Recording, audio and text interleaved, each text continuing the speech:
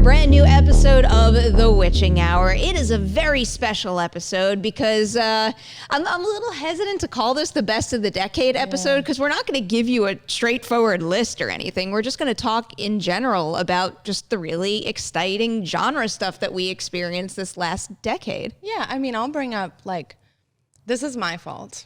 I'm not capable of making a succinct list. I was trying to hide that from everyone and not take blaming responsibility.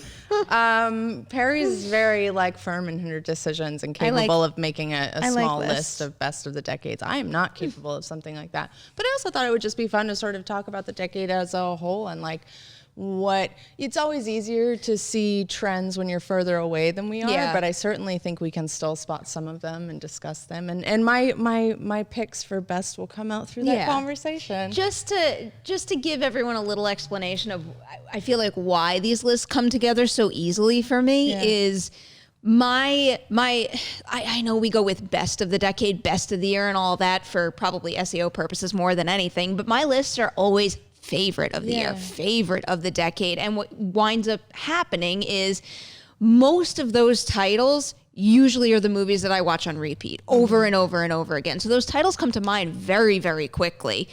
But because of that, there are very few recent releases on my list. It's typically things that came out in 2017 and before. And I'm really not ready to include certain other releases on the list.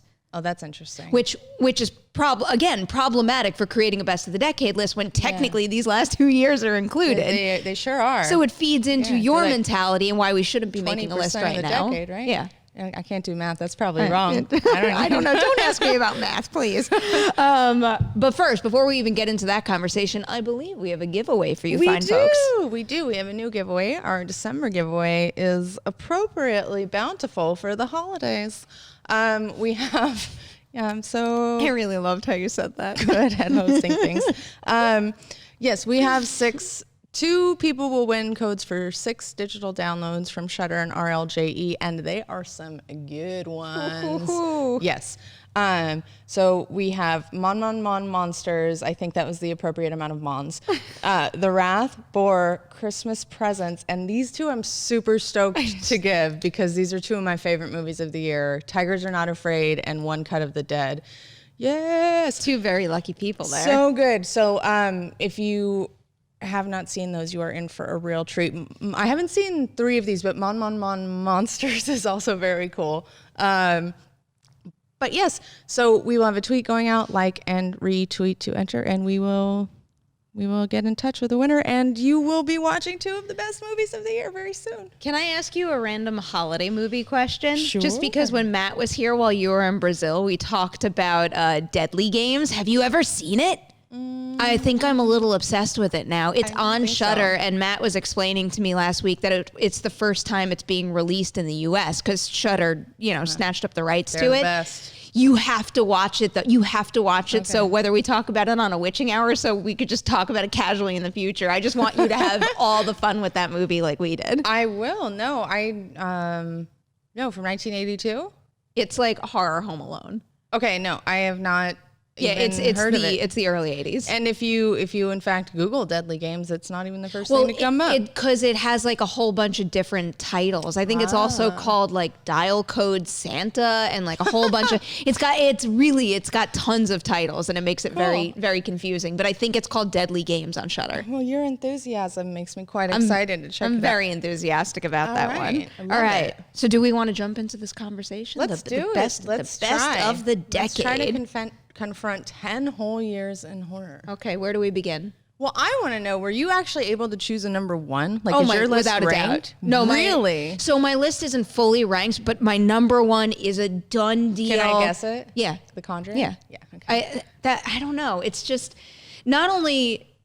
Okay, again, going back to my list making, a lot of my choices are also very personal. The Conjuring is a fantastic movie. It is so expertly crafted. It is a great movie all on its own. But I feel like The Conjuring was just very important to me the time it came out as a horror lover, because I feel like that's when we got a genre shift and more acceptance of the horror genre than we ever had. And I will just never forget that summer of being able to celebrate a horror movie I love so much with so many other people that I usually wasn't able to discuss horror movies with. And I don't know, like I was on the set of that movie. I got to watch them make that, and I got to stand in the basement, and that movie made me so fascinated by the Warrens, and I read The Demonologist. That movie just bled out into my life in so many different ways, and then still to this day, I can watch and rewatch that movie over and over and over again. I love it very much. I can't rank. I'm not. Our brains are quite different. It is like in my, my Letterboxd, I have 100 movies I picked, which was hard enough in its own right. But it did end up being one of the first 10 that came to my mind. Yeah. It's always, when I talk about favorite horror movies of recent years, it's pretty much always the first to come to mind. It's a wonderful film. And that's one of, when I was trying to think, putting together the notes for this episode of like, what were the trends that I at least from, our very close up perspective, I felt were obvious. Two that I thought kind of went hand in hand were like, the rise of supernatural horror. Not that it's ever not been popular, but this last decade has been filled with it. There are so many haunted house movies, so many ghost movies. I mean, look, the two biggest franchises, Conjuring and Paranormal Activity. Exactly. And Insidious. And then you have things like Hereditary, and you have, it's just, there are so many of them. But I also think that part of that is like what I wrote in my notes is like the James Wanification of horror, which is like, actually not, okay, so that's an interesting counterpoint. Like Hereditary, I would say falls into one of the other trends, which would be like the A24ification of horror, or like, elevated horror. That's a real trend too. Speaking of which, this is a good time to work in another one of my favorites of the decade, Green Room. Oh, I love Green Room. I really love Green Room. Everyone knows I was on the Green Room train full force my first year out here, and that is another one that I watch over and over and over again. I just love the style of that movie. Yeah, so I love, like when I talk about the James Wanification of horror, I definitely mean that like industry wide, I think we've seen other people try to do what he does, and nobody does it quite as well as him. But also within the constructs of the Conjuring verse, that very much has become, it's like an outrageous moneymaker. It's one of the biggest forces in horror. He's also defined what we often refer to as the New Line style now. The house style there. It's his style. Yes. And so that's interesting. And I'm curious to see like how long that endures, right? Especially as his career, his career continues to go in different directions, but he always comes back around to horror. I do wonder if, as far as the New Line house style goes, I wonder if we're going to see that shift with The Conjuring 3. Yeah. Whether it's Michael Chaves doing a little something different with The Conjuring 3 that makes it stand out. Oh, you have something to say. I sure do. Okay. They showed footage from it at CCXP. What did they show? What part of the story? Not like, they didn't show scene. Well, they showed some snippets, Okay. So they showed like a guy walking on the road who I'm assuming was the guy who killed the other guy, or killed the person. I'm not super familiar with the story. It's the Devil Made Me Do It story. The cool thing about this isn't cool. This is bad for the people involved. But what makes it a really interesting story to tell on screen is it is the first trial where I think the defendant was claiming demonic possession for why this individual committed murder. But the story is a young 11-year-old boy was possessed. They put him through a number of exorcisms, and then when the demon leaves him, it's because the guy who committed the murder was saying, like, come to me instead. And he did. And then that guy killed his landlord. And that's what he was on trial for. But the Warrens were involved. So it's like, tell me if I'm wrong based on what you've seen. But and this could be the worst idea in the world, what I'm about to say. I said it on Movie Talk too. But wouldn't a really fascinating thing be if you flipped the possession movie on its head, where the exorcism wasn't at the end, but at the beginning, and then the second half was like a crazy courtroom drama, but like a horror version of a courtroom drama? That's interesting. I mean, that's not like, again, it's just a teaser. I didn't see enough to know anything about the structure of the film, but they definitely like put the murder and the ghosts up front in the promo footage. And I will say that the sort of core scene they showed was the Warrens in the mortuary, I'm assuming with the landlord, or I couldn't be sure. And she's trying to do her Lorraine Warren thingy and touching the body, and then things get super spooky, and he's like, let go, let go, let go, but she's like in some trancey thing, and then the body's all bloated and gross and like coming towards him. But it's like she's also still holding onto the body, so something funky's happening. There's like a ghost version that he's seeing. But the reason I thought of this is I think you might be partly correct in terms of like the look of it. It definitely still looks in the Wanaverse. Okay. But it had, I don't know, I'm guessing this takes place in the 80s because there was definitely a flourish of 80s fashion. And forget the exact year. It looked almost, I'm trying to find the right word, but it's like, I feel like the Conjuring film, especially the first one, almost leans in a sepia-ish direction. Do you know what I mean? Like 81. Really warm colors. Yeah. This looked colder.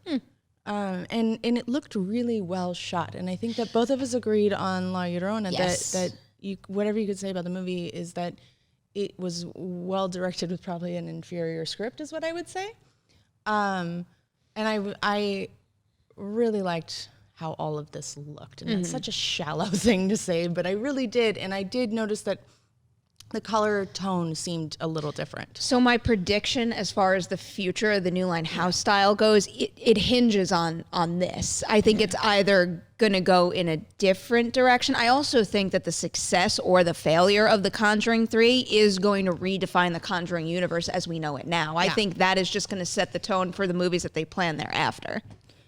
I mean, how could it not? But then at the same time, you're still coming off of like, what are they doing with The Nun right now? Because that's their biggest earner yet. So it's all in progress, I guess. We'll see. You don't need double nuns like that. I thought that movie was fine. I thought it played fairly well as a movie that made you feel like you were walking through a haunted house with the characters. That doesn't necessarily mean it had the strongest story. So as far as an origin story for the nun, for Valak, for however you want to refer to the entity goes, it didn't really do it for me, which then does not make me want a sequel. Yeah. But I was fine with that one experience that I had.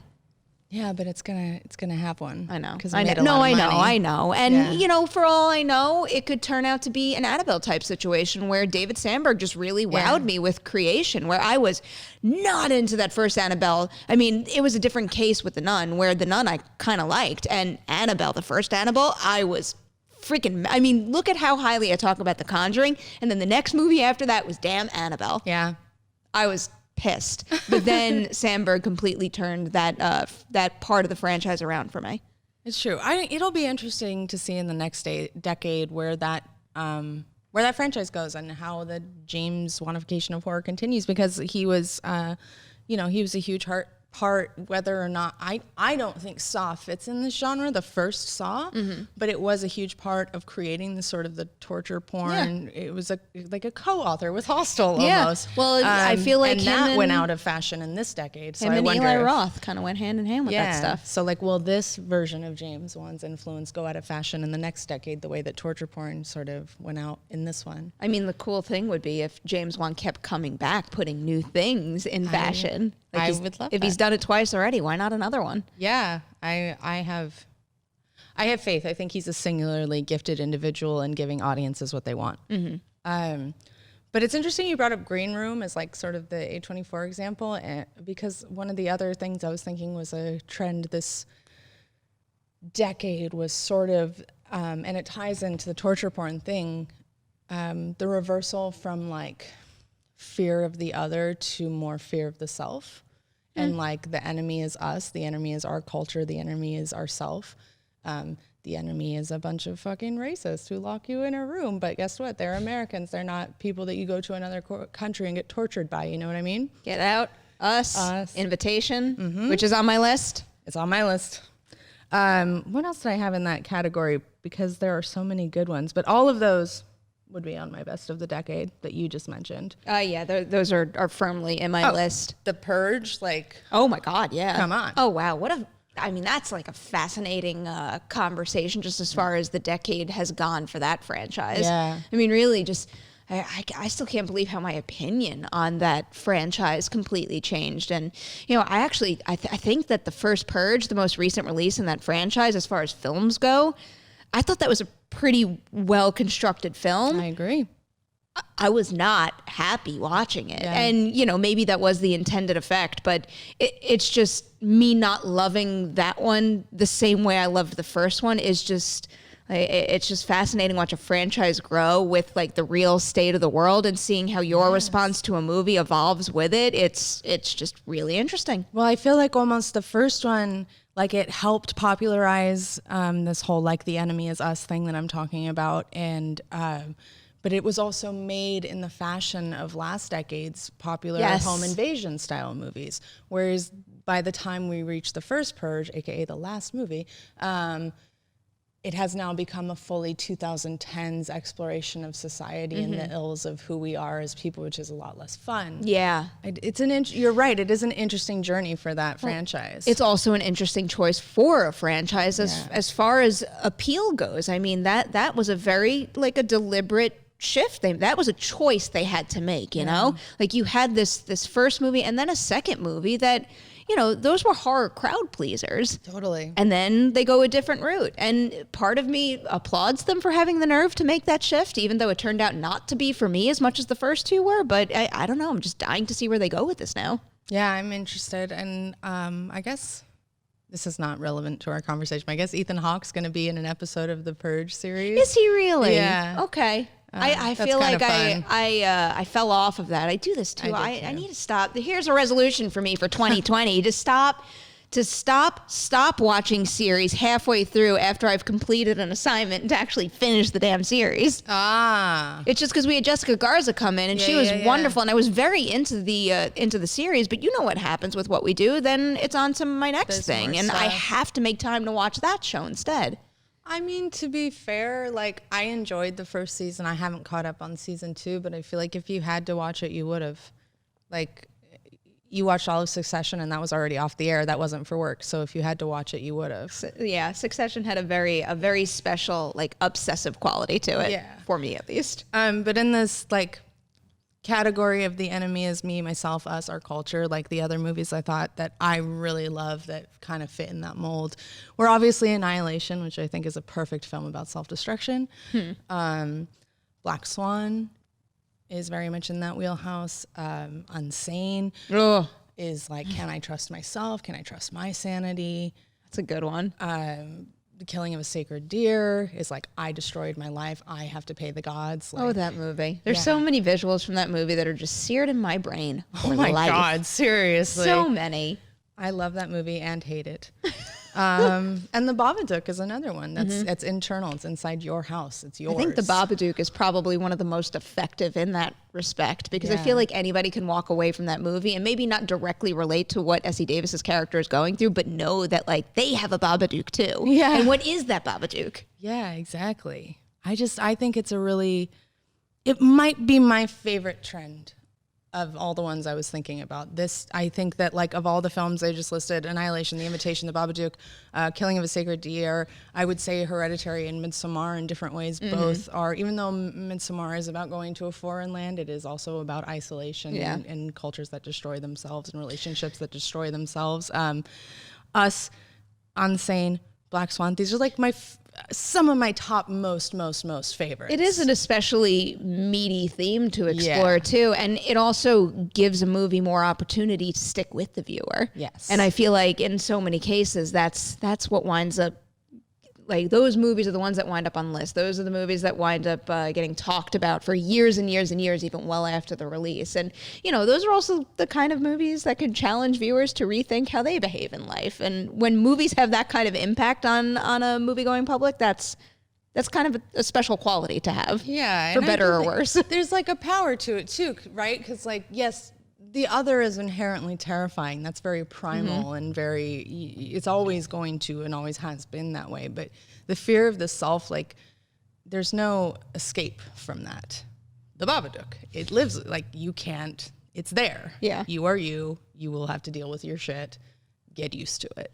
And I think that's an added power to that type of horror, is like, you cannot run away from yourself. No, absolutely.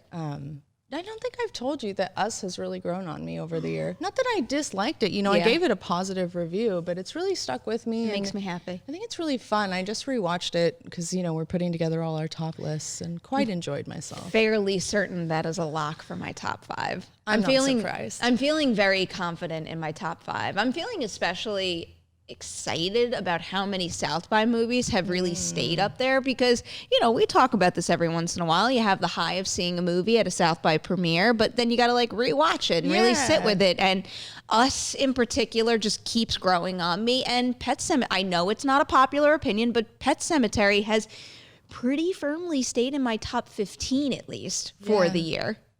It would not be in mine, but I do still really like it. I obviously, as is the theme of this episode, I'm not at all comfortable with my list and never will be.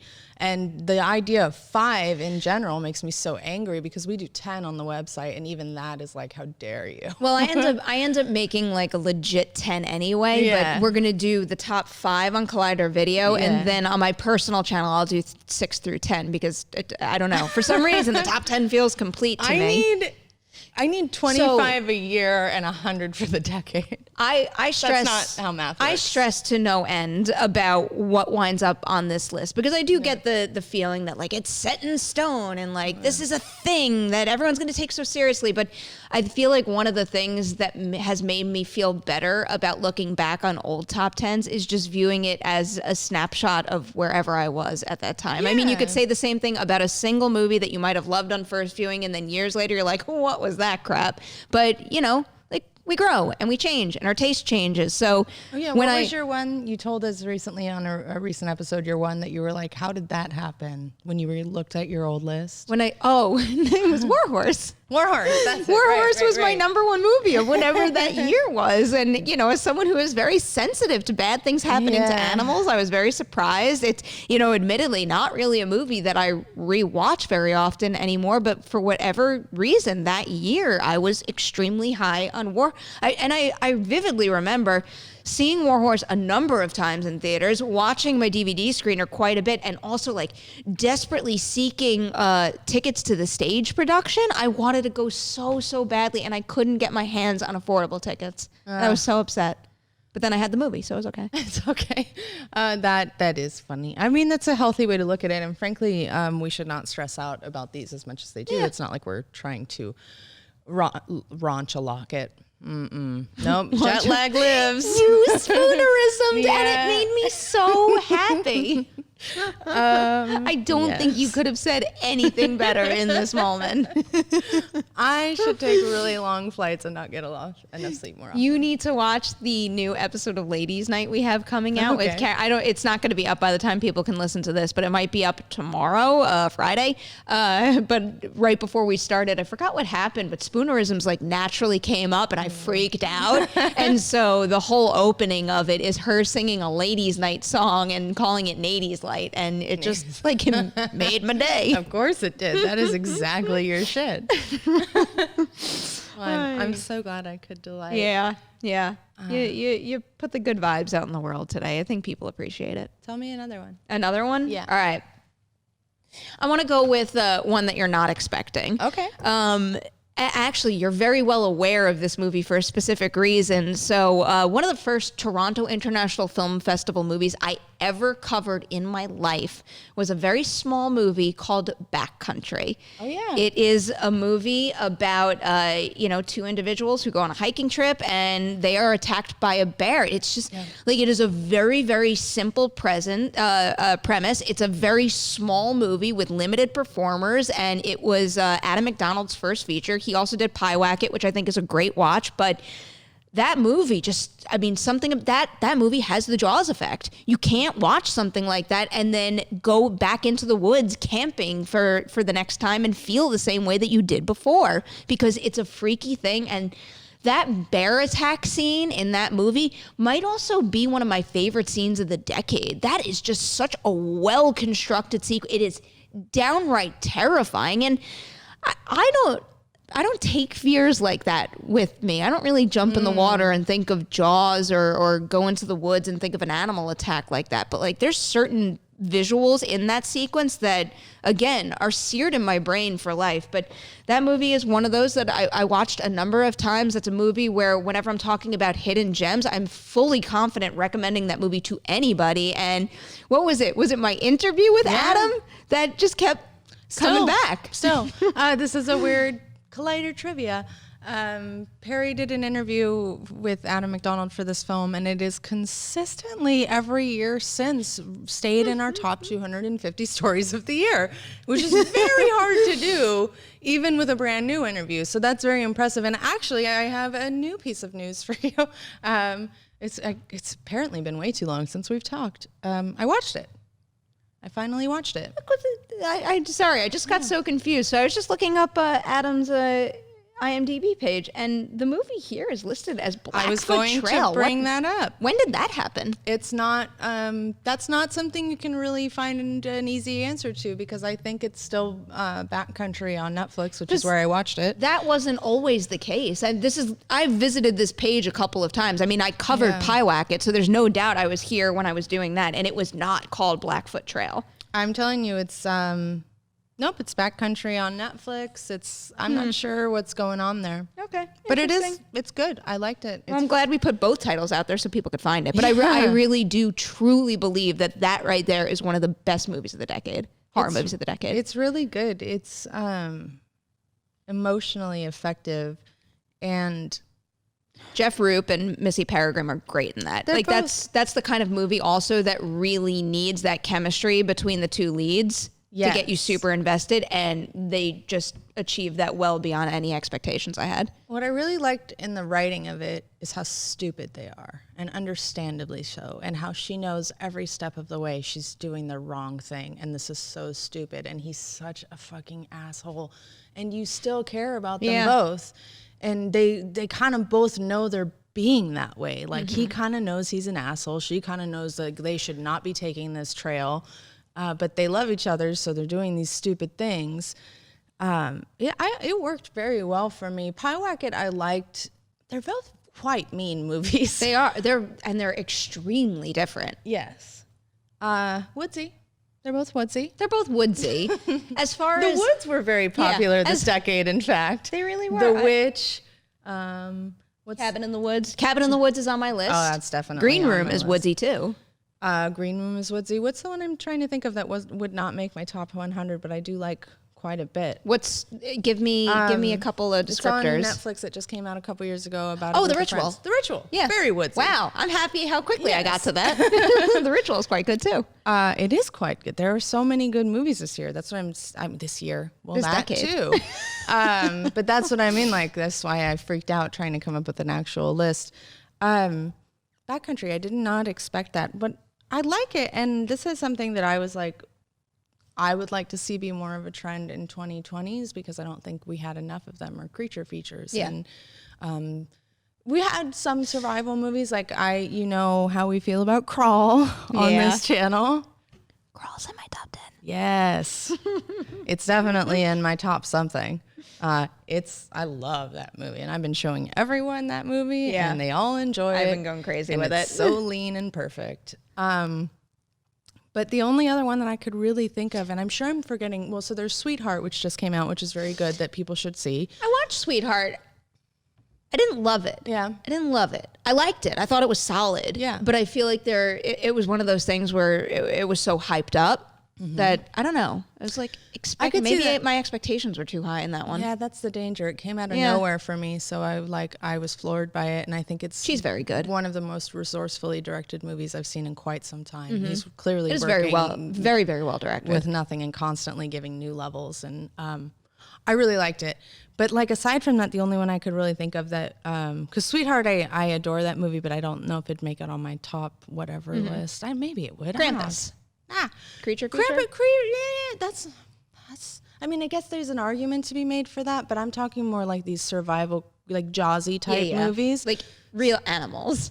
Well, not necessarily, because Sweetheart's not a real animal. That's true. And Attack the Block, which is what I was going to say. Attack the Block's on my list. Yes. It's on my list. It's so good. And when I got to talk to John Boyega for The Rise of Skywalker, the first thing that I said to him was I had to tell him about the Attack the Block poster that still hangs in my apartment from when the movie had an event at New York Comic Con so many years ago. Wow. But I really, I adore that movie. And Joe Cornish is great. Yeah. As much as I want Joe Cornish to make another genre movie, did you ever watch The Kid Who Would Be King? I did. It's quite delightful. Isn't it? Yeah. I feel like he didn't get enough credit for that, which upsets me because then you don't tee up a third feature quickly enough. Yeah. I hope he's got something brewing right now because he deserves it. I do as well. There's no reason he shouldn't be handed the keys to something. Yeah. He's more than proven his competence behind a camera. I was just surprised. Especially with an action scene. I was surprised how much I really did love The Kid Who Would Be King. He was in talks for shit though, right? I feel like he's been in talks for a lot of things. I think he writes on a bunch of high profile things too. Yeah. So it's going to happen one day. Yeah. But with Attack the Block, that's one of my favorite creature designs of the decade, hands down. Those aliens and the way that they play in those action sequences look incredible. Yeah, exactly. Sometimes simple is better. And it's just I don't know, there's that inky black is so powerful because it's never used because it's the absence of light, right? How do you shoot exactly that? But it's so the inky black and the way that makes the eyes and the mouths pop. It's freaky. It makes it scarier. It makes it scarier sometimes when you can see less of something. Yes. We know that in horror, but especially with these creature features. Yeah, as Spielberg so elegantly taught us all those years ago. It is very true. But I will always love that movie all on its own. It's another movie I could watch over and over again. I love the creature design, and I will also be thankful that it gave us John Boyega. Hell yeah. And also, one of the cool things for Boyega is how different the role of Moses is from everything else we've seen him do. His whole image is the complete opposite of his breakout role. It's why, really, if you just want to compare him to Finn, those are two complete opposite personalities. It's really something else. It shows off all of his range. And also not to undersell that it starred Jodie Whittaker, who became the Doctor Who. And she's great in it. Yeah. An American. I said the Doctor Who. Oh. But who became Doctor Who? I mean, it's a great movie with a lot of talent, is what I'm saying. It is. That is a good one. And I would like more of those, please, because there were not nearly enough this decade. Not to jump into 2020, because we'll do this eventually, but I need to know, did you see the most recent trailer for Antlers? Because the only other room in Rise of Skywalker where I ran in and I said something completely unrelated was I was flipping out in front of Carrie Russell. I'm like, Nick Antosca, I'll watch anything he touches. Antlers look so cool. I'm freaking out. But anyway, that is, I guess, a creature feature. And the latest trailer showed us more creature than we had seen in previous trailers. And I thought it played very, very well. I'm curious. The first, I don't know. I think I only saw one trailer, but the one that I saw was very drama heavy. Yeah. That's fine. I highly recommend watching the most recent one, which is technically the final trailer. Okay. And I think it's a good place to end. I will check it out. I mean, I obviously, as I've said, I'm always here for creature features, and we don't have a lot of that Wendigo type thing going on in cinema, so that would be cool. Does Pet Sematary count? Whether you're talking about Wendigo or also Church. But what? Evil Church? Evil Church. I don't know. Does that count as a creature? Creature. I was no, that's not a Wendigo. Attacking stuff? No, totally but also, more so the book gets into all that. Totally. Yeah, but I would say that's more of a I don't like to be super, in my mind, I should finish my sentences. How about that for a podcast? I don't like to be super strict about how you define genres, but for me, in my mind, that's more of a domestic drama horror meets zombie horror. Makes sense. What about alien stuff? We haven't really gotten much alien stuff minus Alien. I mean, I guess we did just talk about Attack the Block. Okay, yes, but I think that also needs to be a really big, I want more. Quiet Place. Yes, for sure. Totally. That is an alien horror movie, but I want more like Cloverfield, like meaner. Oh, like Alien. Like I want like mean, terrifying. Like Quiet Places for children. I'm sorry, it's like a PG-13 movie. It's fine. It's not that intense and it's not that mean. It's emotional. Yeah, I want some scary shit. So I guess I would say so like Cloverfield or like Alien. Like Alien, yes. Cloverfield, I think, is also pretty. I adore Cloverfield, but I think it's pretty tame. When Lizzie Kaplan's head explodes. Okay, that's the only scene where I'm like, messed up. That's what I'm talking about. That was messed up. That's I mean, 2008, so it doesn't apply. No, but that is just should always be talked about. One of my all-time favorite horror scenes. I love that whole movie. But yeah, I want like Alien and like, I guess so like we have seen. A decent amount of tech horror coming up in this, as you would expect. I like tech horror. But I'd like to see more like tech horror in space. I have a little tech horror on this list. What you got? VHS 2. Oh, yes. Yep. I'm obsessed with that movie. Yes, particularly the third segment, Safe Haven, which I think is so good. I apply the masterpiece term to that. I think whether you're talking about shorts or features, that is one of the best piece of horror content we have seen, not just in the last decade, but ever. Yeah. But I feel like VHS 2 more so than the first, and definitely more so than Viral, really does use the tech in it very, very well. Every single segment in that, I think, is at a certain level or above. So VHS 2 is definitely in my best of the decade. I like it a lot. I really do enjoy all of those segments, and I can see what you mean. And like, you can feel that the construct of the film was, I feel, considered more maybe in the second film. Admittedly, the wraparound component in that still isn't the strongest element. So I don't know if I would take that blueprint and say that they started to nail it a little more. But the four that they paired together, and it's just like, all four really use technology in an interesting way, whether it's like as, adult documentarians or children using a handheld camera, or, the eye technology, or even just the fact that everybody straps a GoPro onto themselves while they go do stuff, and you get that and ride in the park. Which is delightful. Yeah. And seriously, it makes you think, though, you never know. Like, you think you're going to video a cool thing, but then zombies could pop up out of nowhere. Totally. Yeah.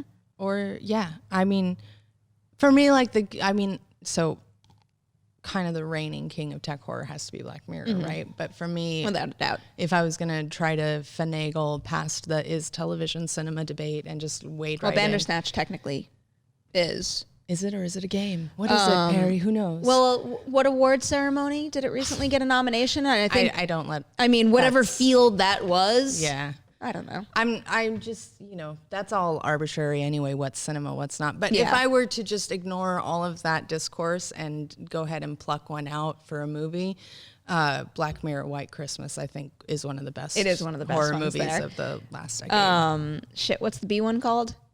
You know how I feel about B's. You just said Bandersnatch. Oh, not the letter B. No. Like the B episode. Hated in the Nation? Is that was it? No, maybe it's not. I was actually going to say Hated in the Nation too, but I believe that's the first episode with the pig.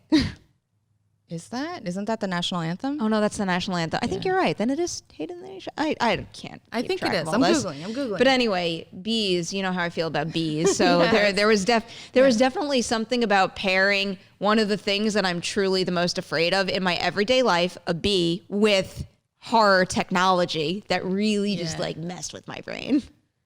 It is that. I mean, we talked about this on the last episode. We did a Black Mirror. It is Hated in the Nation, because Hated in the Nation makes sense with the story. Yeah. We have reached a point where like it is a little bit like, I know it sucks. It sucks to be on Twitter. I know.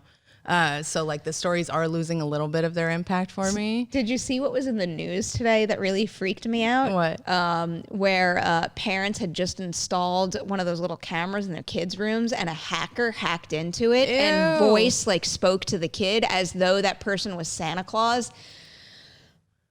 Oh, that's such a... Might have been one of the most disturbing, like, throwaway type stories that were aired on local news recently. Such a good setup for a horror movie, but like instead of Santa Claus, what if they were talking to it like they were God, and then they convinced this kid to do horrible things? Oh my God, Haleigh, I can't handle it. That's a great idea, but that is... I was surprised how upset that story made me, and watching that footage is so eerie. That's so eerie. Terrible. They like...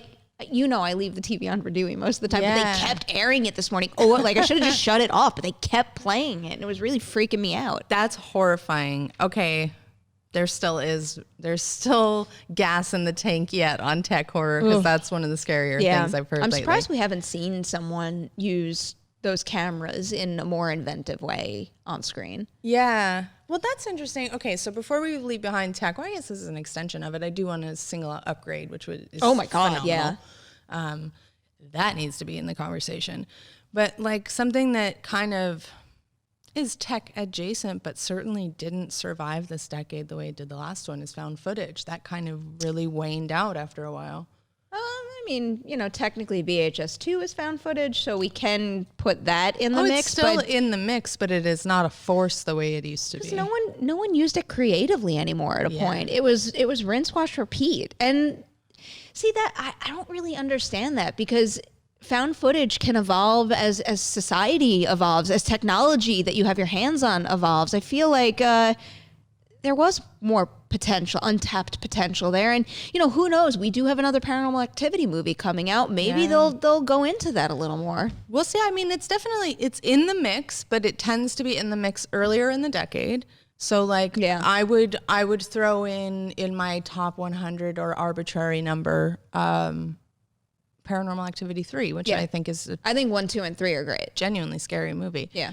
The first two I don't think they're bad. They just didn't do anything for me. It was like very calm, the whole movie. That one made me anxious. When did you see Paranormal Activity? Like at what point in its run? Because remember, it didn't have a traditional release where it was like the hype was building and building and building, and then finally. It in theaters. I wonder if that was part of it, because I had seen it before its wide release at one of those very early screenings. I'd never seen anything like it before, and like I was freaked out. I just don't think that for me, it's so curious, because generally the movies that do scare me and like give me nightmares are paranormal films. But I also don't think for me that the found footage format works with the paranormal for me, because it like Blair Witch did jack shit for me too when that came out. All right. No. Whereas the films that Paranormal Activity 3 being the exception, which I thought was really well shot with that revolving camera. Oh, yes. That was the gimmick that totally got me. And I, like every time I was like, really? Am I going to get scared again on the same freaking move? It's so smart. It's so smart the way it plays into the era that the movie takes place in. But also, I mean, it's basically applying the found footage idea to a very familiar camera trick where something pops up at it's creeping around the corner, or if you're going down a dark hallway, this is something using a practical prop in the space and having that same thing happen. And it's like you can't do anything about it. I think that's what gets me, is that camera is going to go back that way whether you want it to or not. See, the baby version of that to me was the first Paranormal, was the time lapse and just sitting in a static shot and like frantically examining that frame for when the thing was going to happen. And it's like I don't necessarily have nightmares at night. No movie really keeps me up like that, but with Paranormal Activity, the one thing that I was like a little like freaked by is I just remember laying in bed at night looking out into the hallway just waiting for the bathroom light to magically flip on. Like that's the kind of thing that got caught in my head from that movie. Yeah. I don't know. I've thought about this a lot, because there is something about the paranormal aspect on found footage that does not work as well for me. Whereas like as we discussed, I freaking love Cloverfield. Something we haven't mentioned, but that I think is an excellent use of found footage, are the Creep films. I love both 1 and 2. I thought for a little while about including the Creep movies on my list. They're really good. And I somehow Mark Duplass is like too good in them. He is horrifying. But you still kind of want to hang out with him, but also run really fast. He's incredible. Did you see Corporate Animals? Not yet. All right. When you do, we should talk about it. Yeah. But also it's something I find really impressive about those films, and I adore them both. Yeah. Is that Creep 2 should not work because you already know the gimmick, right? And the jig is up. But it does. They found a way to make it work. He's so good. Yeah. And Desiree, she is amazing. She made The Bisexual on Hulu. I knew how to pronounce her name for a little while, like off the top of my head without reading it. Yeah, that's what spelling it didn't help me at all. It's Desiree or something. Well, it's Desiree, but it's just that when I read it, I still don't know how to say it. Is what I'm saying. Akavan, I'm sorry, Desiree, but you were an excellent actress and a really good writer. Yeah. Because I know you listen to the show all the time. Akavan. I don't know. But they were great together, and I don't know, that shouldn't work, but it really did. It definitely does. I want another smash. Well, like another trend, here's another thing, because we were talking like found footage died out a little bit. Like it definitely slowed down. I would say the same for these. Whereas like torture porn, I feel like completely disappeared. Like that's pretty much done. Mm-hmm. The loved for ones. now. It's got torture porn vibes. That was even a holdover from the previous decade because it came out in 2009 overseas. Tis true. But I would say that not on that level, but on the found footage level where it's like, it's still out there, but you won't see as much. Yeah. Vampires, zombies, and teen horror. Like, teen horror, where did teen horror go? And when they do make them, they're just not succeeding. Yeah, we might have a teen horror-ish movie coming out. They happen. No, like this weekend. Isn't that college? Oh, I guess college. It's college, but the PG-13 thing. Yeah, it makes it appropriate for teen audiences. You know what I mean? Yeah. Because like immediately when you said teen horror, one of the first things that came to mind was Prom Night, that remake. Yeah. I was thinking, no, I see what you mean, and you're not wrong. I was thinking more like movies focused on teenagers. There just aren't that many, and so like when there are, you see something like, what was that one? You know what? That we had just the best time with that wasn't good, but we were so happy. Wish Upon? Yes. So there's Wish Upon, and there are things like that, but they just never take off. Yeah. But Wish Upon wasn't because it was good. No, but we had a wonderful time. We did. That was because it was like one stupid decision. I kept open that fucking box. Just got F-bombed. I was going to say something else as you were, so you know why I think that's happening? I think it's because the coming of age Stranger Things 80s vibe has taken over, and I think that's pushed teen horror out. I like where that. It's like those are so edgy that we don't have room for that anymore. So we're going more like Amblin now. Yeah. And that's what I think it is. It's interesting. And even something like Halloween did have the teen element. I will sleep eventually, I promise. But the most successful element was the family and Laurie. Yeah. It was not the teenagers. Yep. So it's an interesting, like that just is not popping right now. And I like your take on why. Yeah, I think that is it. I think we all pretty much know what happened with zombies and vampires. That's not really a mystery. There were titles that were too popular that drained this genre of its juice for a minute. I mean, except maybe one of the best of the decade is probably What We Do in the Shadows. Yes. There are outliers. Yeah, one of my favorites would be Train to Busan. Oh yeah, Train to Busan's a great example. I think it's just they're definitely died down, but there's still creative opportunities out there that some are tapping into, but not enough anymore. Well, and it seems to be like in both of those, for something to succeed, it had to get weird with it. So like we've talked at length about how zombie movies got real touchy-feely this decade. Anna and the Apocalypse got weird, yeah. Oh, I love Anna and the Apocalypse. But also on the vampire side, like you single out What We Do in the Shadows. Brilliant.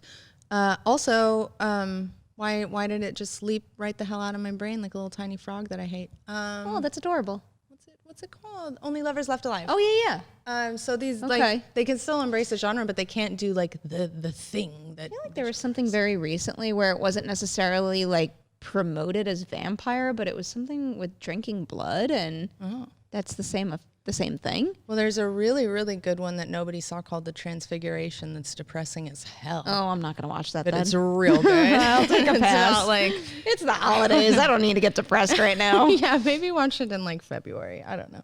But it's really good. Yeah. And it's about sort of just like the people who are left behind by society, and it takes place in the projects, and it's a young boy who loses his mother and suffers trauma from that and starts to think he might be a vampire, and the movie really leaves it up to you as to whether he's going through a vampire transfiguration, as it's called, or if he's going fucking crazy. Oops, now I did it. Oh, well, whatever. We need a third to round it out. I'm sure I snuck one in earlier. The movie that I was thinking of, by the way, is Dr. Sleep and the True Knot. That's the last thing we discussed, where they're not flat out called vampires, but technically they are kind of vampires. Of a sort.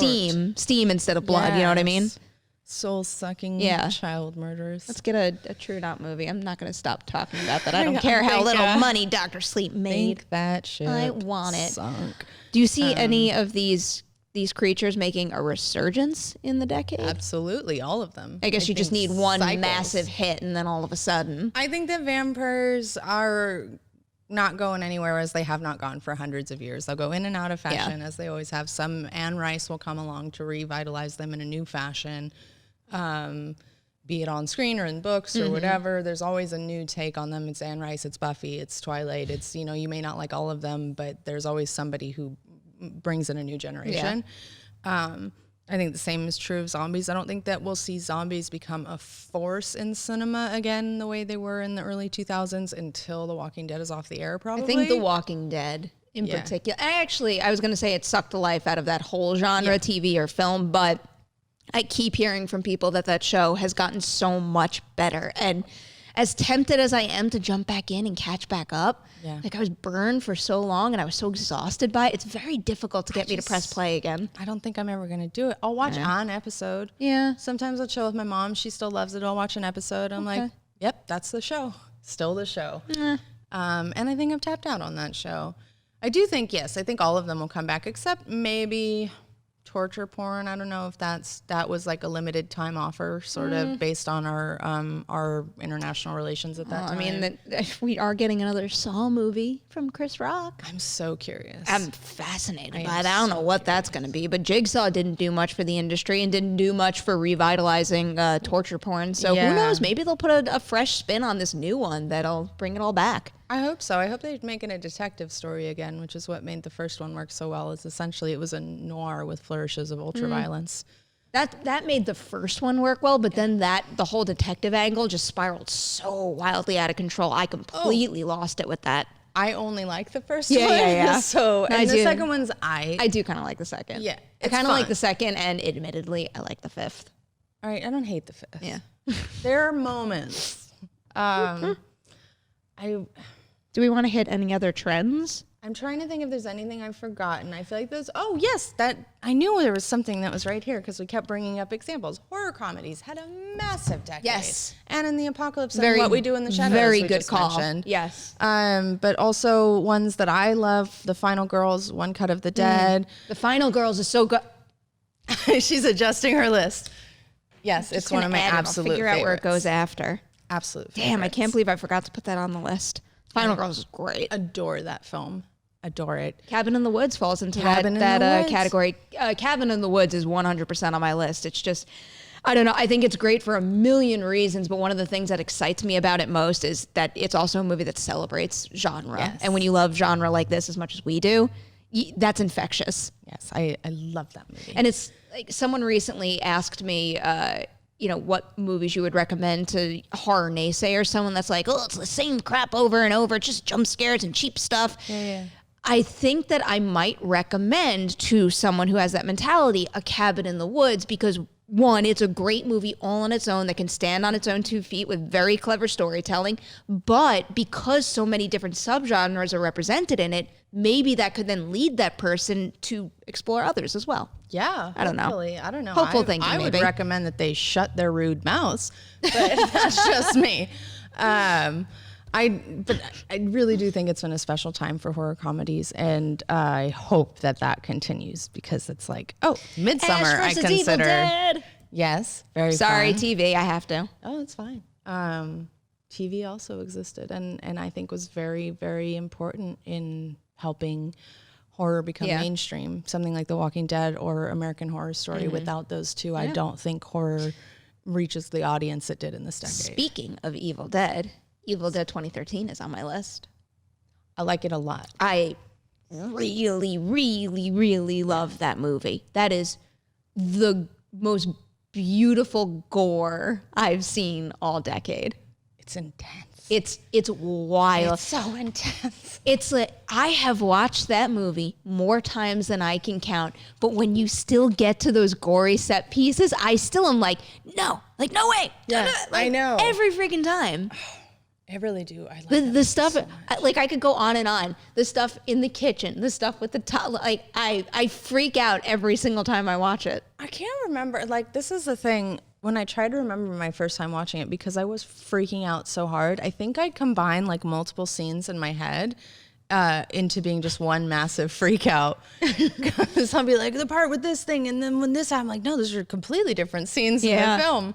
But I just was on like this level the whole movie. I'll never forget it because I saw that at South by Premiere. Like the crowd was electric. I got to meet Bruce Campbell on that trip for the first time, and I really fell head over heels for that movie. It was also one of my very first DVD box art quotes, and I was like, I don't know. That's just, I know sometimes we roll our eyes at pull quotes and stuff, but like when you get a pull quote on a box for a movie that you really care about, and you would put on a best of the decade list, it was so special. And Fede Alvarez and Jane Levy signed it for me once, and it's still, it hangs on my wall. And you know, my Nana likes horror movies, but my Nana has that box because it has my name on it, like sitting on a shelf in her house. It's like the love of Evil Dead is all over the place. I would like to see him do something different.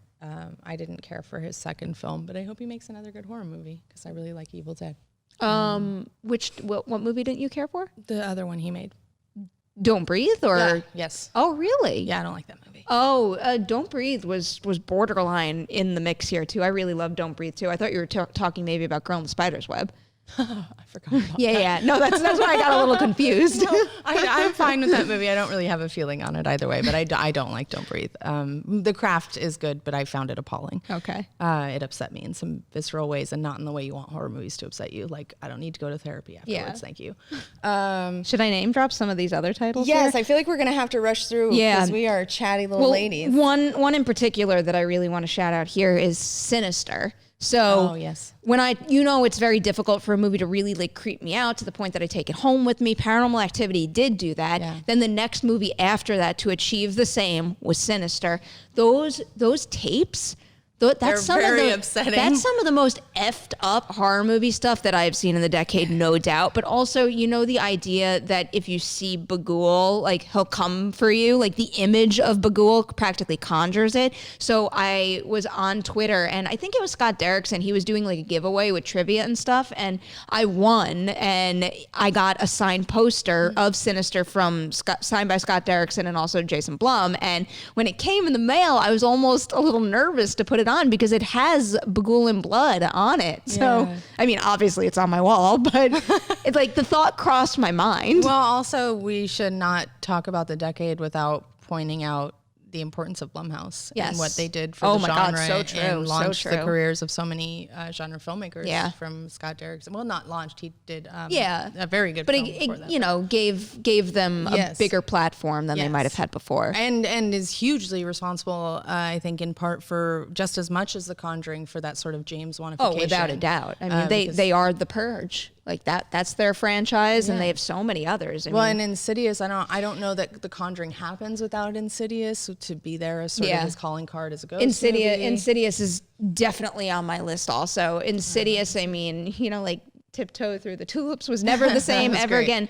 And mostly, I do like the stuff when you go into the further in the third act of Insidious, but just the craftsmanship and the use of score and stingers and just like the dropping out of sound in the beginning of that movie is so perfect. And when you see the red-faced demon for the first time, there you go. Right there is one of the best frames of the decade. I love that stuff. That's good. It's really good. It's that James Wan. He's got something. He really does. I would really, say, really does.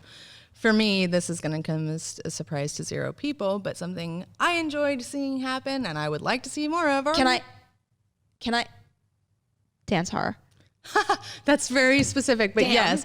Witches. Okay. Yeah. No, that makes sense too. Yeah. Suspiria, The Witch, The Love Witch, all three in my favorites. The Craft next year. Next year? Yeah. Fingers crossed. Speaking of which, you know who's on a future episode of Ladies Night? Michelle Monaghan. Oh, nice. I'm going to try to ask about it. She'll probably shoot me down, but it's okay. I like her. As do I. I'm excited for that, though, and I'll agree with you on that. I think if the quality of witch movies hits something like a Suspiria, give me more of them. Yes, or The Witch. Oh, my God. I love The Witch. The Witch is... Both of those. Like, in the vague bubble of my mind would be in my vague top 10. Both of those films. Okay. Just spectacular. The Witch is probably in my top 20. Yeah. Oh, The Witch. Stunning. It is quite good. I also have It Follows on my list. That's another one where I think, in particular, visual craftsmanship is truly masterful. That's another one with one of my favorite scores of the decade as well. But when you look at, I mean, you can even isolate it to the very beginning of that when it's got that rotating camera. I mean, it creates such intense dread and suspense without doing much at all. Yeah. I don't get that movie is my thing. Like, I think it's really well made, but it doesn't do anything for me. Okay. But it's a well-made film and I appreciate it. And the score is very good. Yeah. It is definitely one that would be like, if I were to actually ever publish a top 100 list, it'd be the one in the comments that's like, where's It Follows, you stupid bitch? Because it just wouldn't be there. I would say one other, like, also, I just want to name these movies, but, so I feel like in the last decade, we had a really, like, a lot of popular foreign films, but they all seemed to be like part of a popular foreign movement. So there was like New Korean extremity, new French extremism. Whereas I feel like not just in foreign films, but across the board, like there's a lot of like auteur horror. I mean, this could be tied into that like A24 effect type thing. But like when I think about, you know, Raw and Terrified and The Wailing. So remember what I said at the beginning of the episode about not many newer movies being on my list? I struggled with Raw for a little while. Raw came very, very close to getting a spot. It's interesting. All my the ones that I'm most passionate about seem to have come out in the years that you're not including on your list. I'm just like, I feel like because I apply that mentality to my top of 2019, it's like that took all of the immediacy juice out of my brain for my decade list. And I don't know, I just I can't believe when I look back at these things and I think about how few of my favorites I rewatch, you know? I just got caught up in that maybe a little too much when putting together this list now. For me, it's just like I feel that in the last 3 years, storytelling has really gotten to a place that is extremely in my sphere. So something like Suspiria or Annihilation or Raw or all these movies that really connected with me in a not just an entertainment way, in a like deeply personal way. Oh yeah, seem to have come out in these last few years. I think we're getting thoughtful horror more so than we ever have. But just to name two recent things that are on the list, 2017, I do have the first It movie. Oh, nice. And 2018, I have Get Out. Yes. But can I throw out one really random one that you're not going to expect? Yes. The Crazies. I love The Crazies. I love it. I think that is easily one of the best remakes, not even just in the horror genre, but one of the best remakes we've pretty much ever seen. Yeah. I think it's so good. That's one of those movies where I can watch it over and over and over and just like get my same thrill out of it every single time. I love that cast too. I mean, Timothy Olyphant, he can do anything, but I feel like, you know, him with Radha Mitchell and Daniel Panabaker, they all just came together so well. And just the whole, I mean, the building of dread at the beginning of that movie is so effective. And that's one of my favorite parts of any kind of disaster type movie or a zombie type movie is that beginning where you're first realizing what's going on, and Breck Eisner just runs with it. I really like that movie.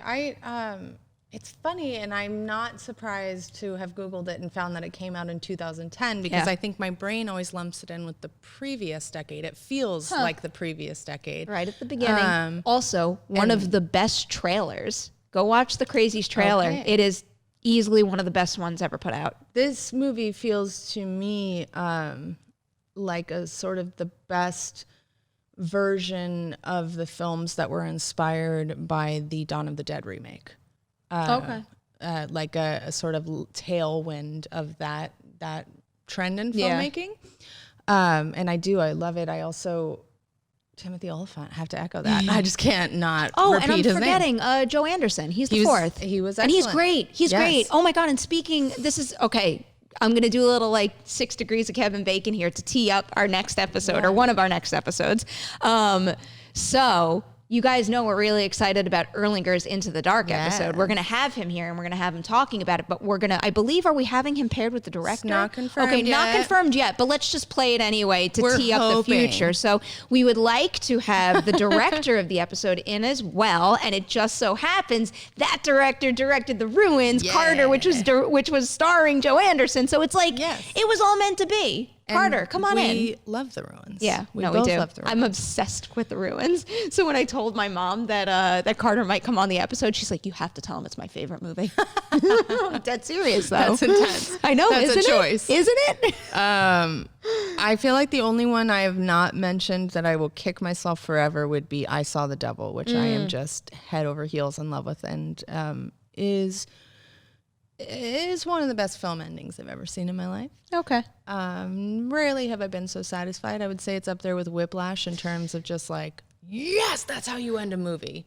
I have not seen it since my first viewing, and I barely remember. Oh, it's really something, and it's not for everyone because it's fucking dark. Yeah, it is dark. It is mean, but I love. What year was that? Ooh, I want to say 2012. Yeah. Let's find out. Because I feel like was it during my Tribeca years? Because I think it premiered there. You just... Oh, no, it was also 2010. 2010. Yeah, it was definitely... Wait, can you keep looking? Did it premiere at Tribeca? I don't know. I can find out. I Saw the Devil, Tribeca, if I can type. I think it might have. The suspense is killing me. I don't know. Does my brain still work? Do I have memories? Tribeca. I don't know. It's not showing on Okay, the wiki. wait. Keep talking. I could find it. Okay, what have I not discussed on my... Ooh, I know. We had 2 fun topics that I wanted to hit before we head off, which is one of his... So we saw Steven Soderbergh do this decade. I had other examples that I kind of forgot. No, I'm wrong. It's not Tribeca. Well, it played at a lot of other festivals. Specifically, Toronto is on the list, Sundance is on the list, but not Tribeca. I don't know what I'm thinking about then. Well, shit. Something with devil in the title. I wouldn't remember that. That really narrows it down for you, huh? Yeah, there's a couple of those. But so like we saw with Steven Soderbergh, like we saw with Luca Guadagnino, like we saw with David Gordon Green. Who would you like to see try their hand at horror in the next decade? I thought about this when you warned me about it, and now my names have completely gone out of my head. Damn it. Wait. Give me 0.2 seconds, and I'll think of something.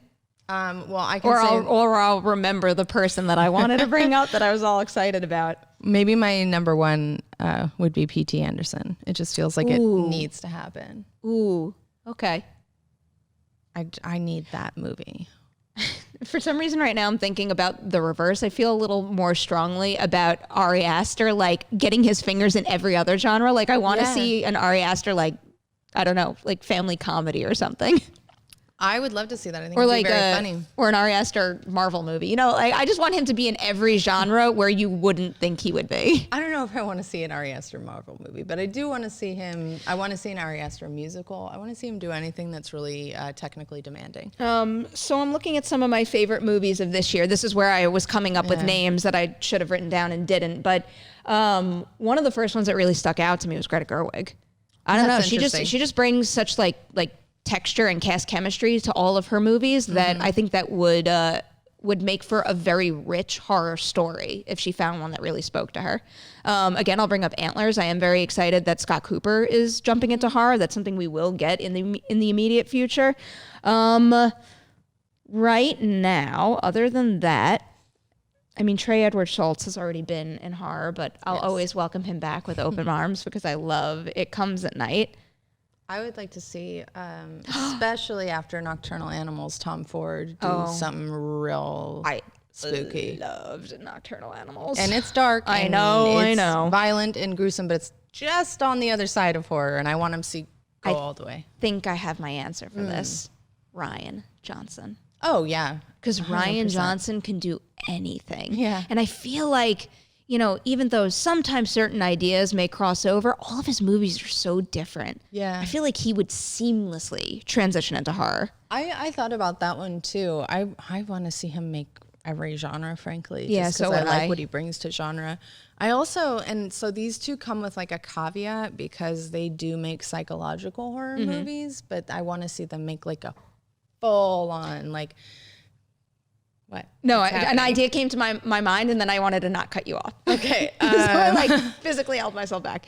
So Lynn Ramsey and David Fincher, who I think make some of the best psychological horror movies on the market, I would like to see them. Like, so I'll always forever be devastated that we're not getting David Fincher's World War Z 2. Yeah. Because I want to see them go full genre. No, I would like to see that too. The idea that did just pop in my mind, I don't mean to do a shameless plug again, but so, you know, Karen Gillan also directs. She's directed one feature, but during our interview, you could watch her talking about this in full. It's very hilarious. When she was a kid making movies, she was making slasher movies. Oh, that's and cool. she was the slasher in her movie. I found it to be very funny, but if she makes a second feature, she seems very in tune with genre and specifically slasher movies, which I think we need more of, especially original slasher movies. So I would love to see her try her hand at that. Interesting. I haven't seen her film, so I can't speak to that, but I do like her. It's so dark. It's so dark and serious, and I don't know why I made this assumption. It's called The Party's Just Beginning, and for whatever, like I did no research on what the movie was actually about. I only knew that she directed it, and for some reason I jumped in like, oh, this is going to be a party comedy, and nope, not that. But the fact that she made such like a bold movie for her first feature, I'm very impressed, and she clearly has a handle on the directing skill set overall. That's cool. Yeah, I'm excited for her. Nice. And there was one more question I wanted to ask. Please. Because I think these films deserve recognition. Although yours is a little different because you did come around on it. But the movie you hated watching, but that stayed under your skin. Like, I have two movies that I don't like, and I never want to watch them again. But I cannot deny that they thoroughly got under my skin and were effective as horror movies. Admittedly, so the first two that come to mind are two of your favorites. It's Suspiria and Climax. Yes. Like those are the most recent experiences I had with something like that. I have that more with non-horror movies. I have that more with like really sad real life things. Yeah, it's I don't like watch those. like have you ever seen Broken Circle Breakdown? No, it sounds like something I'd never watch. It's from the director who did Beautiful Boy. It is a deeply upsetting movie. Like I cried almost the whole time, but it is so well done. And I listen to the music from that. I still to this day listen to that, but I have that more with those.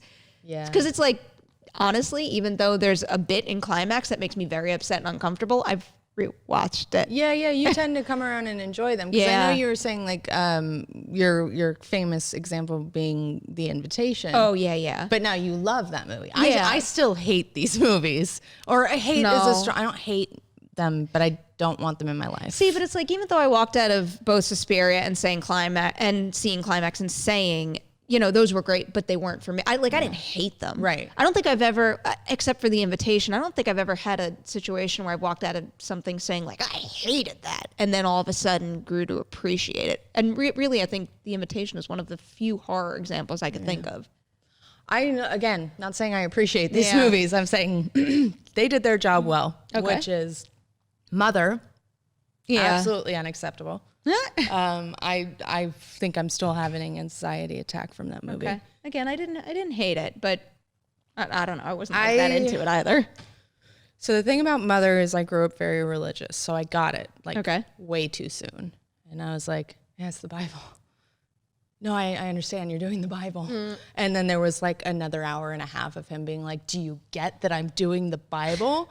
And it was very off-putting to me. And also it is a film that's entirely a panic attack, and I don't enjoy that personally. Yep. I still think about that fucking sink. Get off the sink. Like it. Yeah. No. So that film did its job very well, but I don't like it. And the other one would be The House That Jack Built, which is one of the most unpleasant viewing experiences I've ever had. I never saw it. I don't have any interest in watching that. It is unpleasant. Yeah. And it did stick with me, and I never want to see it again. given some of his other work and its effect on me, I can understand, which is why I respectfully passed on that movie. I will respectfully decline. Yeah. I understand what you're saying, though, about the emotions. There's a movie called BPM that came out, I think, 2 years ago. Yeah, I'm aware of it.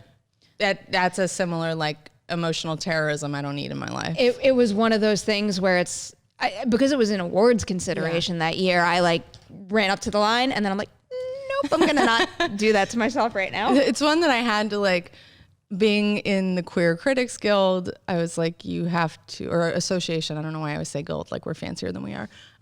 But I had to watch it because it was such a powerful queer movie that year. Yeah. And I was like, I don't want to do this. I don't want to do this. And I didn't enjoy doing it, but it was a beautiful film. Okay. Yeah. That I never want to see again. Yeah, I know. Which is, and like hearing you describe it that way is reinforcing that it might have been at that time a better decision for me not to give it a go. That is emotional horror. Just like kick your ass. All right.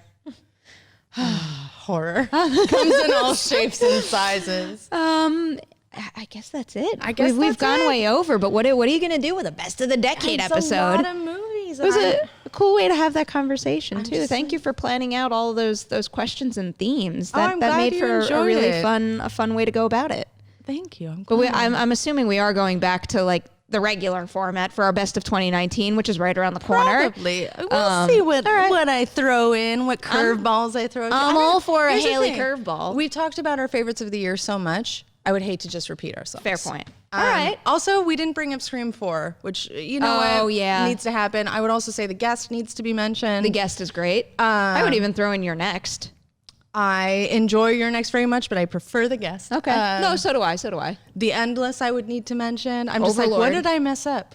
Overlord needs to be mentioned. The Neon Demon for me needs to be mentioned. Cold Hell, Gerald's Game. There's so many. Gerald's Game is a good one. Revenge, Tigers Are Not Afraid, which you mentioned at the very beginning of the episode, but not in the context of Best of the Decade. I'm surprised we didn't hear Halloween from you. That was one of those 2018 releases where like I feel strongly about it, but I'm hesitant to say Best of the Decade until I get a little further removed from it. But I still, being a year removed from the first viewing of it, I still really, really love that movie. I would. So I don't know. I probably would include it. Cheap Thrills. Sorry, I saw it there. Both of these stuck for me, and Ready or Not is one I would say I need more time with, but that I absolutely adore. You have the loved ones. Lights Out. Yes, Lights Out is great. Aren't there so many we missed? Excision, I think, is really special and weird. Keep scrolling. Fright Night. I love Fright Night. Night's good. Oh, The Sacrament messed me up forever. Oh, Sacrament, Mayhem. It made me feel like icky at the end. I don't know. It is icky. That's what I mean. It messed me up forever. Yeah. Maybe that's another one in that category of like, I never need to see that again. Maybe. I'd probably watch it again. I love Mayhem. Autopsy of Jane Doe. Yes. I really love that movie. I like it a lot. I love Brian Cox. Yes, I do He love is so Brian good. Cox. Oh, here's my weird one. Troll Hunter. Nobody likes it but me. No One Lives. Into it. Okay. Sorry. Okay. Sorry. I like it. I'm not really that into it, but I am into Troll Hunter. And Housebound. Housebound. Eyes of My Mother. There's so many, guys. There's been such a good... Stop. I'm never going to stop if you keep scrolling. Okay. It has to stop. See, this is why... You have Southbound there, too. Southbound was very good. Wait, just one more line. One more line. Hansel and Gretel Witch Hunters. Sorry. No, don't be sorry about that. It comes at night. Okay. Mama, I think, is underrated. Shit. Oh, keep going. We're never going to leave. Is that As Above, So Below? Okay, so... I was grossly disappointed with that movie. It is one that I consider underrated and need to revisit because I don't know how I feel about it now, like 6 years later. Okay, yeah. I mean, granted, I haven't revisited it since seeing it for the first time and not liking it. So I enjoyed it and was like, why are people so mean to this? But I do need a rewatch. I don't know if I was like hated it so much to be mean, but I was just disappointed. Yeah, because I was very excited for that. And then it fell flat. We probably should go before we get kicked out of the studio. But Demon, Cold Hell, creepy. Keep going. Julia's Eyes, I do A Lonely Place to Die. I hope you're hearing titles while we're saying goodbye. All right. Bye. Haleigh, where can everybody find you on the internets? You can find me on Twitter at Haleigh Fetch. You can find me on Instagram at Haystack McGroovy. And I am at P. Nemiroff on Twitter and Instagram. I hope you enjoyed this episode of The Witching Hour. Please, add us on Twitter and tell us about your favorite horror movies of the decade. We want to hear about it. And also, we still have more episodes of 2019 to come and so much fun stuff already on the books for 2020. You guys have no idea. But that's the end of this episode. You have officially survived The Witching Hour.